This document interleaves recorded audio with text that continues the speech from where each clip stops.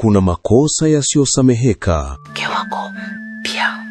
Na kuna visasi vinavyoandaliwa gizani vikitafuta damu iliyo karibu. Uzuri haina harufu. Wakati kifo kinapobisha hodi, Kuna nini? muuaji anakuwa wa kwanza kuvaa joho la uombolezaji. Ngoja basi, ngoja Shem, subiri basi, ngoja. Lengo halikuwa kifo pekee, bali ni kurithi nafasi, mali na kitanda cha marehemu. Nitahamia chumbani kwako, lakini isipite muda mrefu tufunge ndoa. Lakini siri ya damu ina tabia moja, haipotei kirahisi ardhini. Unamaanisha kuna baadhi ya vifo vina manufaa kwa wengine? Akili hazifanani kwenye tafsiri mama. Wakati mdomo unapofungwa, maiti inasimama na kunyoosha kidole cha hukumu.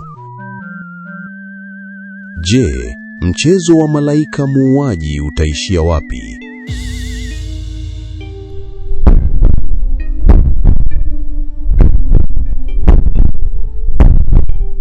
Inakuja hivi karibuni.